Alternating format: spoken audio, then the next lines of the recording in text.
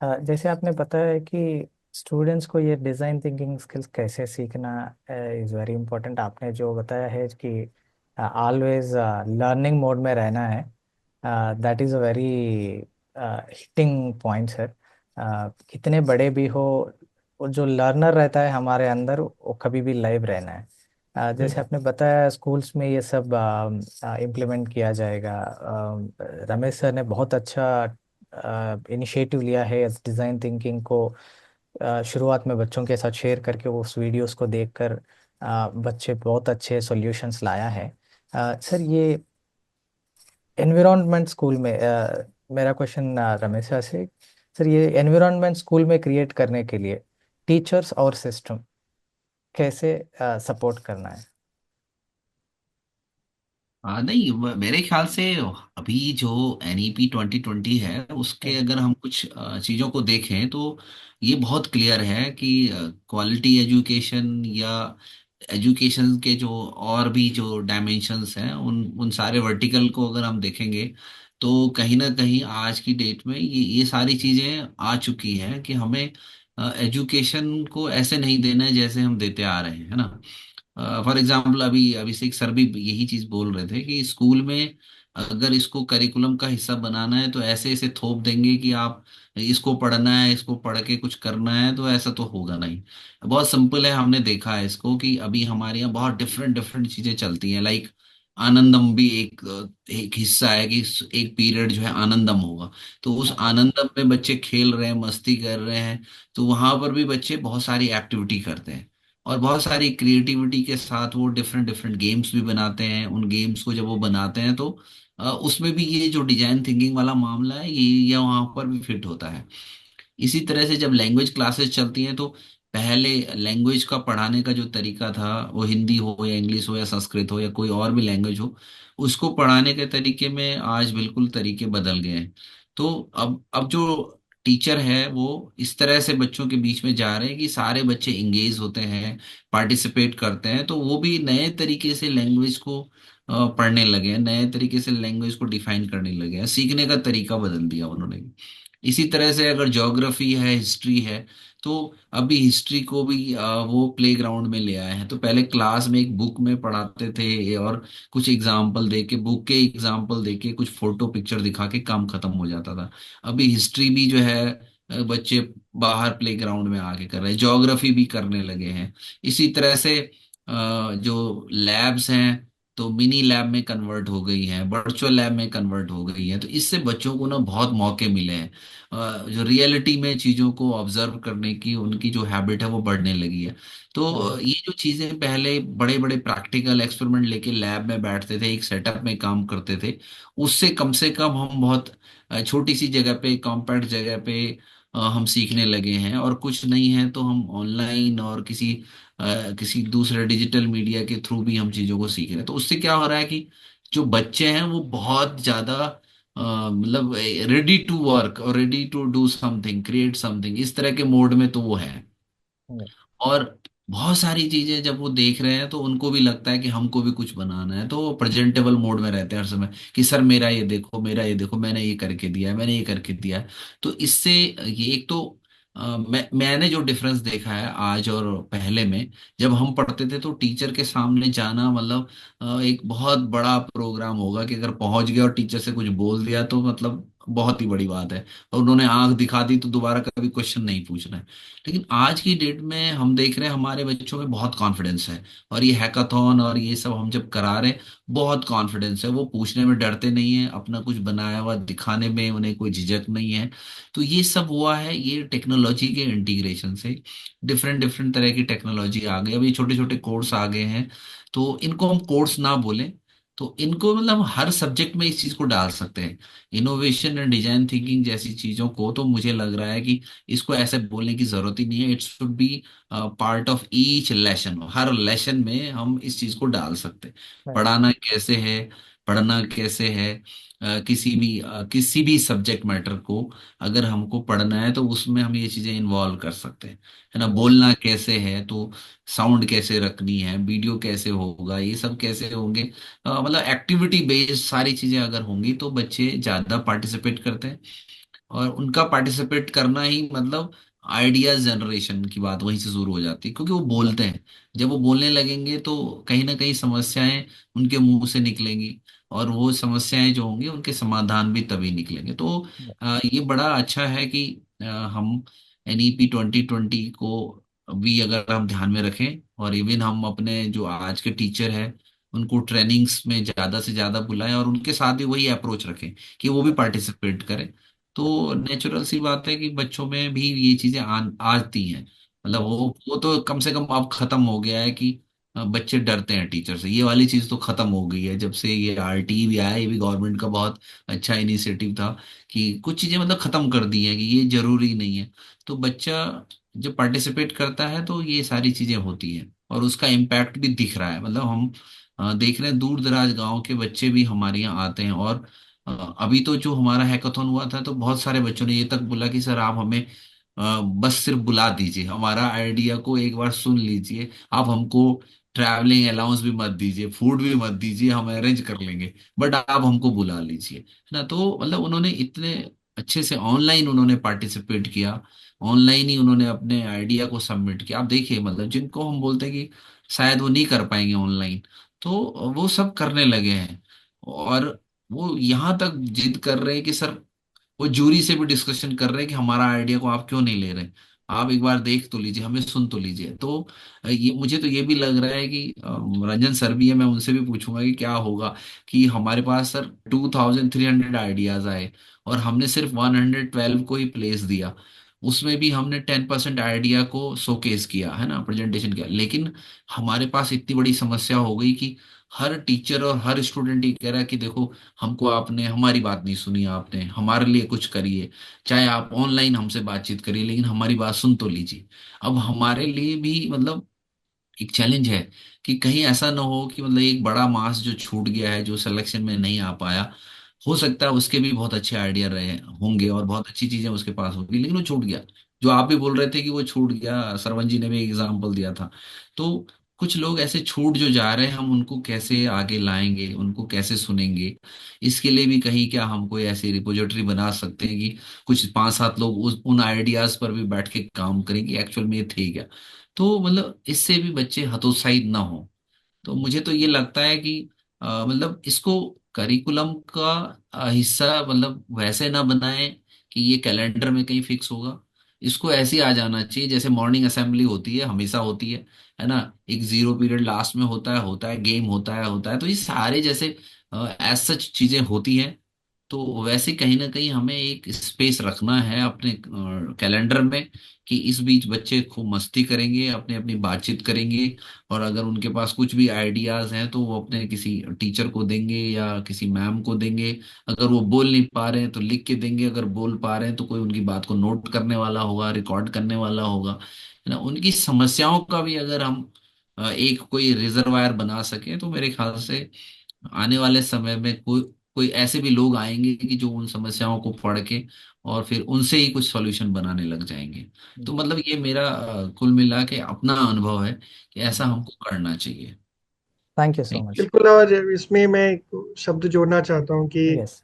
पिछले दिनों आदरणीय प्रधानमंत्री जी ने एक शब्द बोला था, खास करके राष्ट्रीय शिक्षा नीति को अ, संबोधित करते हुए, कि जो नई शिक्षा नीति है वो अ, बच्चों को क्या सोचना है की बजाय कैसे सोचना है पर जोर देती है। और राष्ट्रीय शिक्षा नीति ने इस बात को भी बहुत प्रमुखता से मतलब एक तरह से देखा जाए तो डिजाइन थिंकिंग को कैसे हम अपने जो शिक्षा का जो अ, हमारा जो वर्तमान सिस्टम है उसमें इंटीग्रेट करने के लिए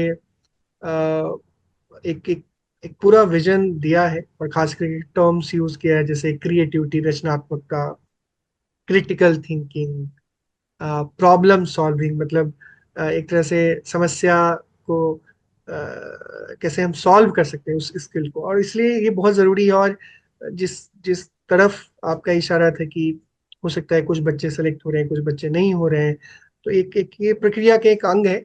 बट एक चीज़ जो बहुत महत्वपूर्ण है, जो इस कार्यक्रम को सुन रहे हैं, समझ रहे हैं, कि मेरा मानना है कि जब हम कोई स्किल सीखते हैं तो हो सकता है कि वो स्किल हमें कोई अवार्ड ना दिला पाए।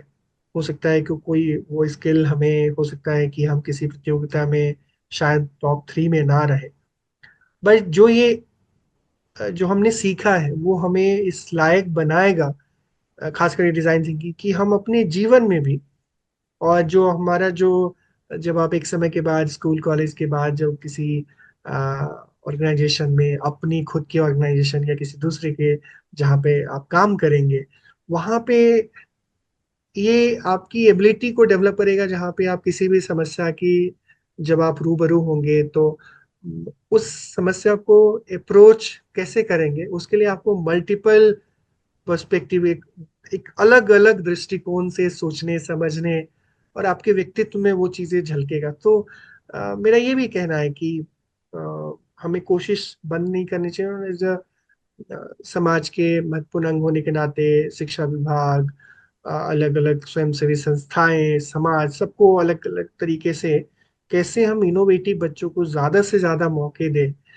कैसे हो सकता है कि एक एक तरह के मौके में हम शायद अव्वल ना रहे हों, बट हो सकता है कि कोई और भी चीजें हमारे जहन में आ सकती है। तो रुकना नहीं है, ठहरना नहीं है, और अंत में कुछ नहीं होगा तो हुनर मिलेगा, अनुभव होगा, और वो जीवन में जो जो सीखा है वो हम इस्तेमाल कर पाने के लिए बहुत ही काबिल होंगे। सो ये मैं कुछ चीजें जोड़ना चाह रहा था। जी जी sir, thank you. Romi.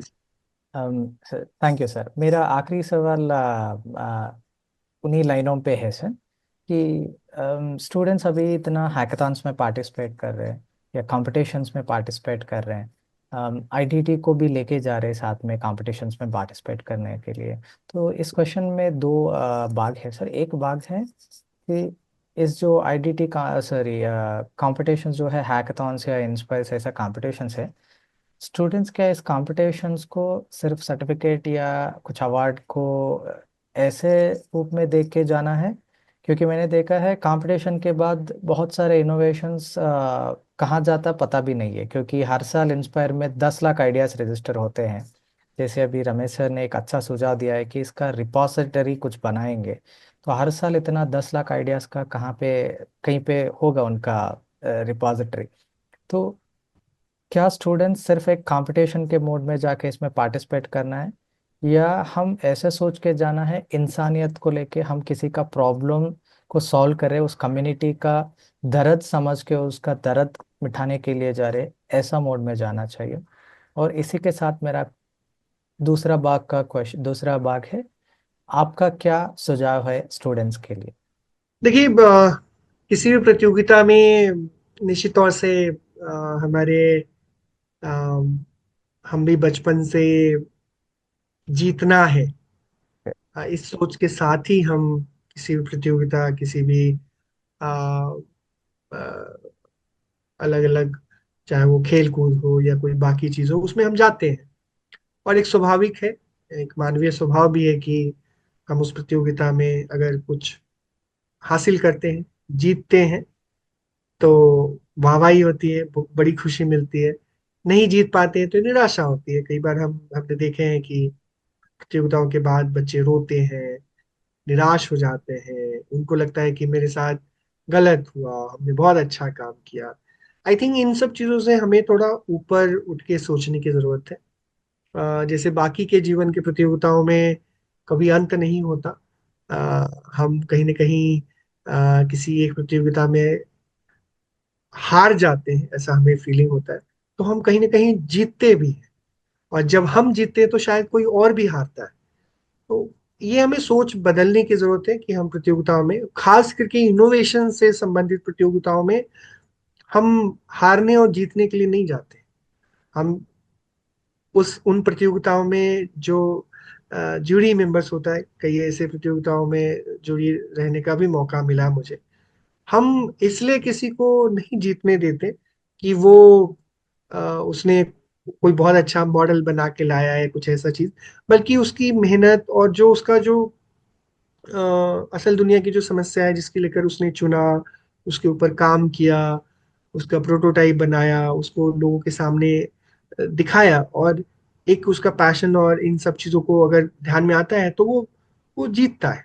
But जहाँ पे लगता है कि नहीं भाई इसमें और भी, और ऐसे जीतने वाले लोग भी परफेक्ट नहीं होते, उनमें भी बहुत तरह की गुंजाइश होती है कि उस चीज को और बेहतर कर सकते हैं, तो हम उसके लिए उसके बारे में फीडबैक भी देते हैं। बट जहाँ पे लगता है कि कहीं ना कहीं चार पैरामीटर्स में चारों के चारों में प्रॉब्लम है, तो निश्चित तौर से उसको उसको इनपुट मिलता है। तो हमें ऐसे प्रतियोगिताओं में, मेरा तो सभी बच्चों को होगा और जो शिक्षक है कि बच्चों को खास करके इनोवेशन से संबंधित प्रतियोगिताओं में, चाहे वो इंस्पायर अवार्ड हो राष्ट्रीय स्तर पे या लोग स्थानीय स्तर पे, राज्य स्तर पे और भी प्रतियोगिताएं हैकेथॉन हो, उसमें बच्चों को इस सोच के साथ भेजो कि तुम सीखो, खुद सीखो, प्रोसेस का हिस्सा बनो, उससे सीखो, दूसरे बच्चे कैसे काम करें उससे भी सीखो। अम, और इसलिए कई बार मैं एग्जीबिशंस में बच्चे जब आज जाते हैं तो मैं बोलता हूँ कि आपने अपने बारे में तो बहुत सारे लोगों को बताया, कई बार बताया, बट क्या दूसरे जो बच्चे क्या काम करें आपने उसको देखने समझने की कोशिश की? तो ये माइंडसेट लाने की जरूरत है कि हम जीत नहीं पाए या हमने जीता तो हम में क्या स्पेशल चीजें थी, या क्या ऐसी चीजें थी जो इसको लैक करती, इस चीज को समझने की जरूरत है, और हमें शिक्षकों को भी ये माइंडसेट लाने की जरूरत है। और रही बात ऐसे प्रतियोगिताओं में जाने का, या कैसे आप एक इनोवेशन की चीजों में आपको क्यों भाग लेना चाहिए, उसके बारे में बहुत सारी बातचीत है। बस जो मूलतः मैं चार बातें शेयर करना चाहता हूँ कि एक है कि भारत 2047 तक, 2047 तक एक विकसित भारत बनने का स्वप्न देख रहा है।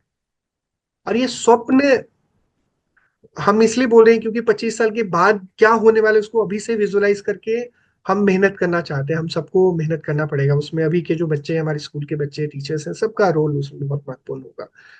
अब ये सपना कैसे पूरा होगा? जब हम सब मिलके काम करेंगे, और खास करके जो वर्तमान की समस्या और जो फ्यूचर की जो चुनौतियां हैं, उन सब के बारे में हम मिलके उसके बारे में काम करेंगे तभी चीजें हो।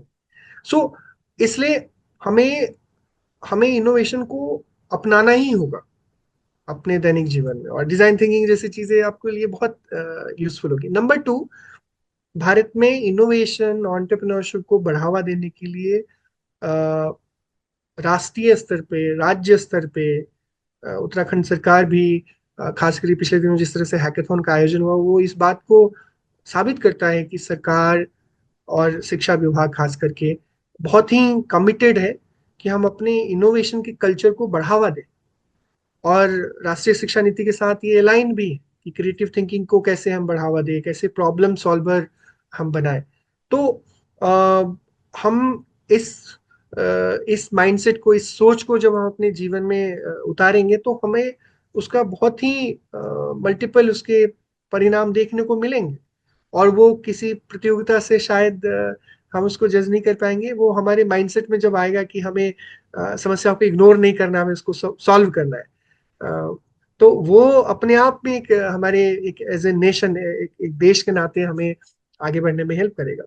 अ, जो एक तीसरा जो जो आपके प्रश्न का, जो दूसरे प्रश्न का जो तीसरा एंगल है कि अ, हमारे बच्चों में, कि हर बच्चा इनोवेटिव है, हर बच्चा एक दूसरे से अलग है। सो उस बच्चे के अंदर में एक जिज्ञासु प्रवृत्ति, एक क्यूरियस माइंड, और जो उसकी रचनात्मकता है उसको कैसे हम बढ़ावा दें।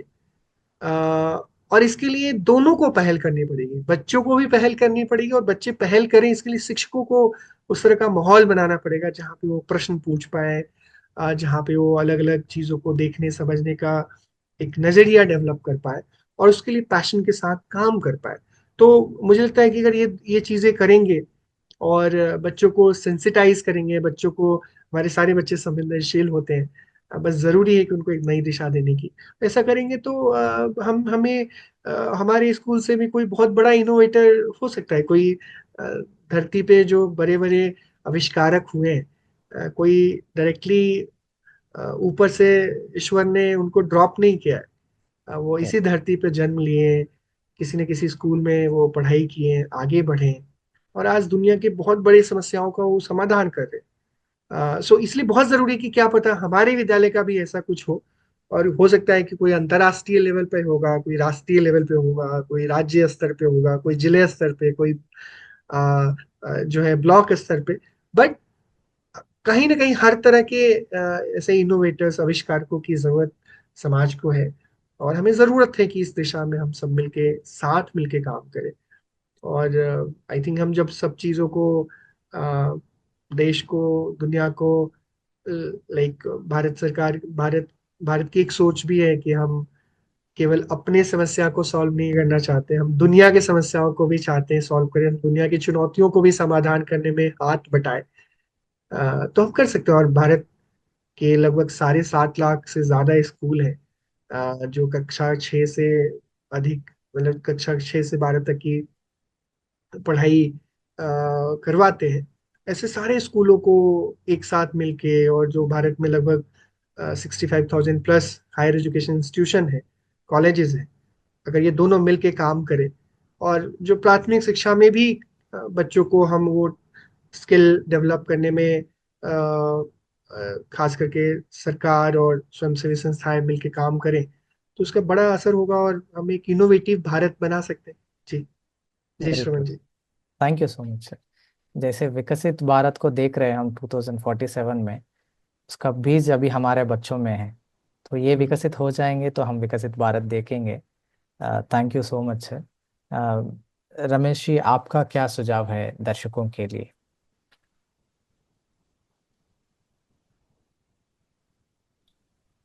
Thank you once again Sarvan जी।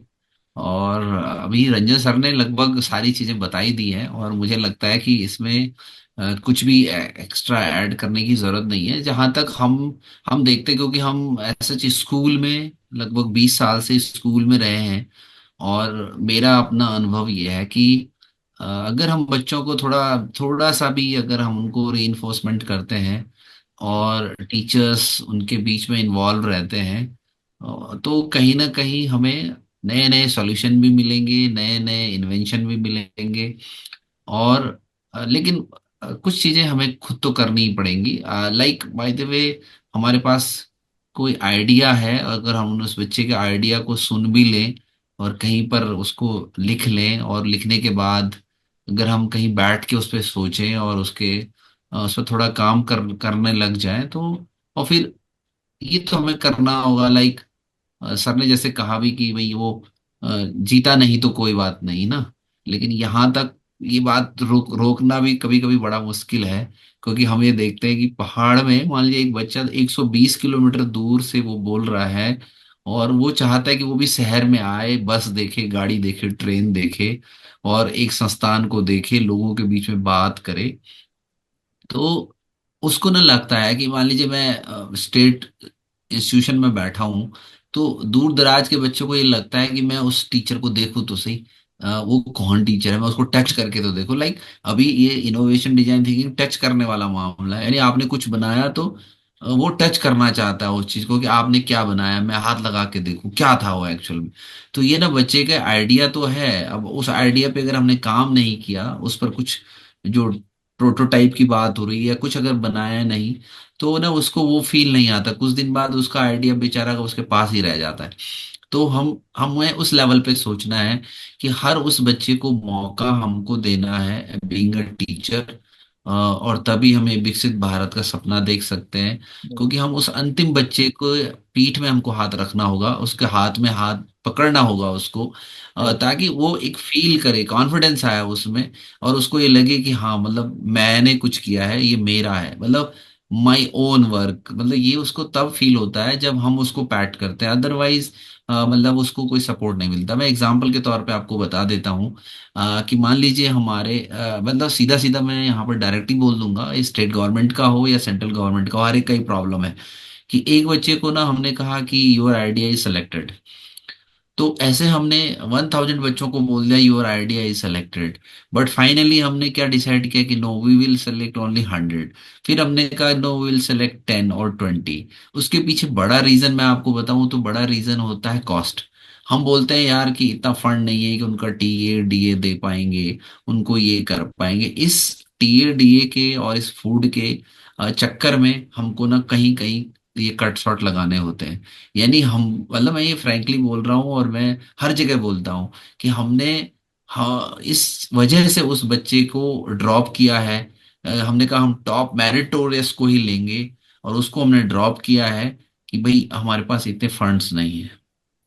ये फंड एक बड़ा प्रॉब्लम लेके आ जाता है कभी कभी। तो हम कह रहे चलो आपके पास फंड नहीं था, तो एक टीचर उस स्कूल में है, हम उसको बोलें कि यार आप उस बच्चे के आइडिया को लेके किसी तरह से आप पहुंचो, आप कुछ करो, या हम खुद से कुछ ऐसा सिस्टम बिल्ड करें कि हम मतलब खुद से कहीं ना कहीं, जो मैं पहले भी बोल रहा था, कि उनके आइडियाज को कहीं तो लें, कहीं तो जगह तो दें, कहीं वेबसाइट पे पब्लिश तो करें, ताकि उसे भी लगे कि हाँ मेरा ये आइडिया वहां पर है। थोड़ा उसको मिले कि हाँ भले ही मैं वहां नहीं जा पाया, पर मेरे सर ने मेरे से बात की, मेरे से डिस्कशन किया, मेरा आइडिया रखा हुआ है और मेरे को ये बैक करके रखा हुआ है कि कोई बात नहीं, नेक्स्ट टाइम में आप फ्रंट लाइन में होंगे, आप इसको थोड़ा और अच्छा करिए। तो ये थोड़ा हमको करने की जरूरत होगी, क्योंकि हमारे पास आज की डेट में मतलब लोग बहुत हैं। ऐसा नहीं है कि हमारे देश में लोग नहीं हैं, लोग बहुत हैं। और वो किसी तरह से, इस तरह से उनको मोटिवेट करने की जरूरत है कि भाई टीचर्स ही बहुत है। मैं तो ये भी देख रहा हूँ कि हमारे यहाँ गवर्नमेंट स्कूल्स में मतलब टीचर्स बहुत है, स्टूडेंट कई जगह बहुत कम है ना। लेकिन वहाँ स्थिति ये है कि हम उतने कम बच्चों को भी ये नहीं कर पा रहे हैं कि यार आपके चीजों को हम लेके कहीं बड़े मंच पे ले जाएं, उन बच्चों को लेके खुद चले जाएं। कुछ है समर्पित टीचर जो होते ही हैं कि वो, जैसे आपने देखा भी होगा हमारे बीच में कुछ टीचर्स ऐसे आए इस पूरे एपिसोड सीरीज में, कि वो अपने बच्चों को लेके भी अपनी गाड़ी में लेके और 200-200 किलोमीटर दूर से लेके आ रहे हैं और कुछ नहीं मांग रहे हमसे ना। तो वो भी टीचर है। लेकिन ये फीलिंग मैक्सिमम टीचर्स में भी आनी चाहिए कि अगर गवर्नमेंट के पास कुछ इस तरह का सपोर्ट सिस्टम नहीं है, तो टीचर कम से कम इस चीज को फील करे कि यार मैं ही अपने स्टूडेंट को लेके चला जाऊं या उसके आइडिया उसको समझूं। और नहीं तो सिस्टम को भी ये समझना चाहिए कि या हम ऐसा भी क्या फंड रख रहे हैं कि आप, हम तो कह रहे हैं कि मत दो उसको कोई बड़ा प्राइस 10,000 का, जैसे स्पायर में भी होता है। अरे आप उसको उसको बुला लीजिए, उसको 2 दिन अच्छे से रख लीजिए अपने पास, उसकी बातों को सुन लीजिए, और अवार्ड में 10,000 की जगह आप उसको 1,000 ही दे दीजिए, तो भी वो he will feel happy. But उसका आइडिया को कीप ऑन करके आगे तक उसको ले जाए, ताकि वो उसे आगे भी फ्यूचर में ये लगे कि ये मेरा आइडिया था, मैंने इस पे काम किया था, ये मेरी सोच थी। तो मतलब मैं इस राइट। तरह से बोलना चाह रहा हूँ कि करेक्ट। जो हमारे छोटे बच्चे हैं, मतलब मैं उनको छोटा इसलिए कह रहा हूँ कि 12th तक के बच्चे को बहुत सारी चीजों की समझ भी नहीं होती है, लेकिन उसके आइडियाज बहुत अच्छे होते हैं। तो हमारे देश में ये रजिस्टर करना, पेटेंट करना, कॉपीराइट करना, ये सारी चीजें अभी भी नहीं हो रही हैं। तो उनके आइडियाज को ना कोई और लोग ले जा लेते हैं, कैश कर लेते हैं।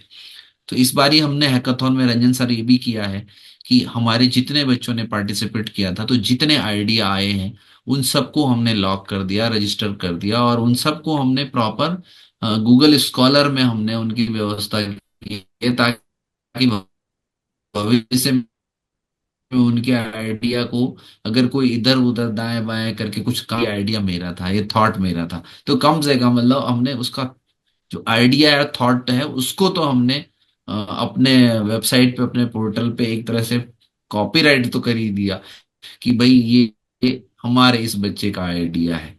तो मतलब उससे हमने उसको ये एश्योर किया है, ये श्योर किया हमने उसको कि बेटा, अगर हमको कोई लोग मिलेंगे जो आपके इस आइडिया में आगे आपको स्पॉन्सर करेंगे, तो भी हम आपको मदद करेंगे। और अगर ऐसा नहीं हुआ, आप जब थोड़ा बड़े होंगे, आप समझने लग जाएंगे, तो आपका आइडिया आपका ही रहेगा।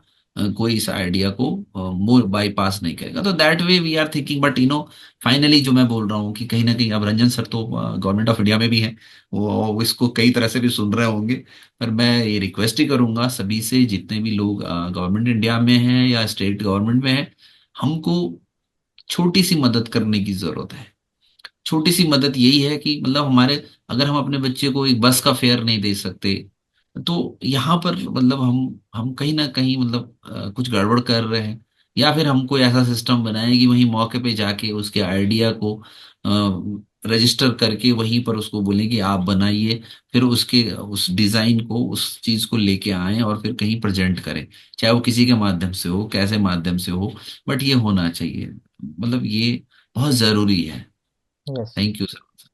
Thank you sir. सर, इस विकसित भारत के लिए हर चीज़ का और हम सबका कंट्रीब्यूशन जरूर है सर। आशा करते हैं कि हम सब मिलके, टीचर्स, गवर्नमेंट, ऑर्गेनाइजेशंस, हर इंडिविजुअल मिलके इस जर्नी में हम भाग लेके ट्रैवल करेंगे सर साथ में। अब अ, रंजन सर का कुछ इसमें इनटेक है, टेक तो कुछ ले लीजिए। आप कुछ बोलना चाहते हैं फाइनल सर? फाइनली कुछ रंजन सर। Final remarks. नहीं, अगेन आई थिंक जो विषय था हमारा डिजाइन थिंकिंग, उसी पे मैं केंद्रित रहना चाहूँगा।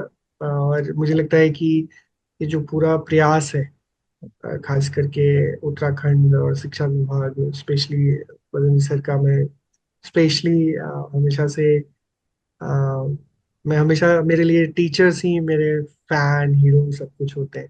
हाँ, थैंक यू सर। वो जानते हैं कि खास करके सरकारी स्कूलों के शिक्षकों के प्रति मेरा कितना भरोसा और सम्मान है।